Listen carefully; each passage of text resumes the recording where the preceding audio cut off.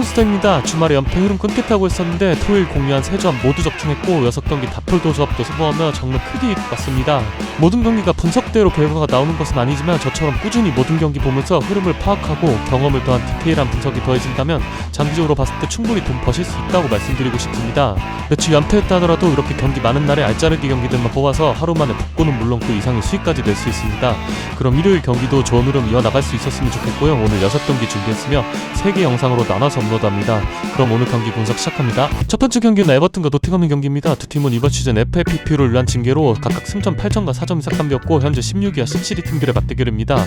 강등권 바로 앞에 순이고 광택거 팀들과 승점이 1, 2점 차밖에 나지 않고 있기 때문에 승점 6점 이상의 가치를 지닌 중요한 매치업입니다. 에버튼은 직전 첼시전에서 6대0으로 무너졌습니다. 이날 경기에서 에버튼은 정말 오버스럽다는 생각이 들 정도로 전방에서 강한 맨투맨 형식의 압박 전술을 준비해왔었는데요. 천다이치 감독의 팀이 이 정도로 난이도 높은 고강도 압박을 하는 팀이 아닌데 초반에 첼시 선수들이 굉장히 당황해하며 에버튼의 강한 압박에 고전하는 모습들이 많이 나왔었습니다. 하지만 그 시간 오래 가지 않았는데요. 첼시는 이번 시즌 성적이 좋지 않긴 하지만 선수 개개인의 퀄리티와 포텐셜이 확실히 높은 팀이기 때문에 에버튼의 맨투맨 압박을 개인 능력으로 풀어내는 모습들이 자주 나오기 시작했고 1대1 돌파를 허용하는 순간 수비 밸런스가 완전히 무너지는 양날의 검 같은 맨투맨 수비 방식이었기 때문에 첼시가 압박을 풀어내고 정말 쉽게 득점을 하기 시작하며 30분 만에 콜팔머 해트트릭으로 게임의 기세가 완전히 기울었습니다. 두 팀은 상호 A매치 브레이크 이후 지난 리그 4경기에서 8골을 기록하며 득점력이 많이 올라온 모습이지만 7실점으로 그만큼 많은 실점을 기록하고 있는 모습이기도 합니다. 천천만 스트라이커 크레스우드가 지난 리그 5경기 중 4경기에서 득점에 성공했고 노팅엄 에이스 깁스화이트도 최근 리그 5경기에서 2골과 3개의 어시스트를 기록하며 많은 공격 포인트를 생산했습니다. 노팅엄의 강점은 이선의 앤서니 엘란과 허더슨 오데이 같은 빅클럽 유스 출신의 선수들의 빠른 스피드와 개인 능력이 좋은 선수들이 있고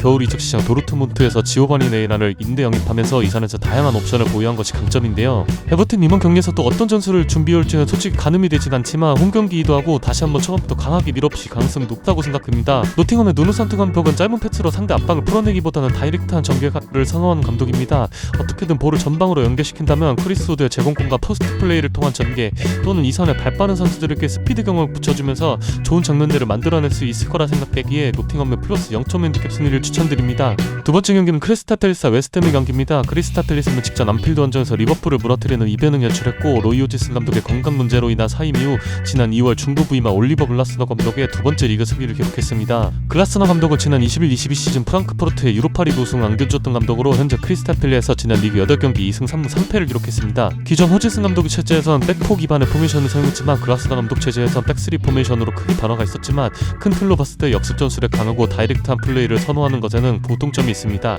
이번 시즌 마이클 릴스와 에베리치즈가 번갈아가면서 부상으로 빠졌었기에 두 선수가 함께 뛰는 시간이 지난 시즌에 비해 많이 적었었지만 현재 두 선수 모두 몸 상태가 좋고 두 선수가 같이 뛸 때 역습의 완성도나 퀄리티는 눈에 띄게 좋아집니다.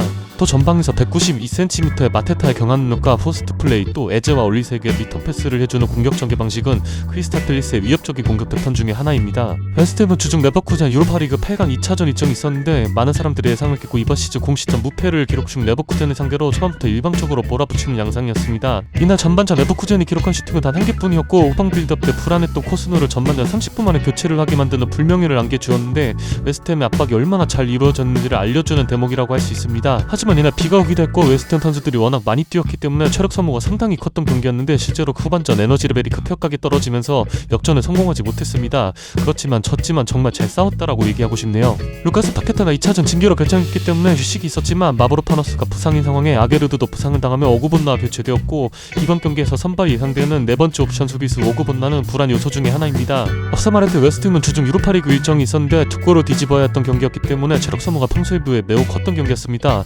두 팀 모두 다이렉트한 플레이를 선호하기 때문에 공수 전환이 빠르게 이루어지는 상황이 많을 것이고 이런 양상에서 웨스트햄이 직전 경기 영향으로 체력적인 부담이 클 수밖에 없기 때문에 크리스탈 팰리스의 승리를 추천드립니다.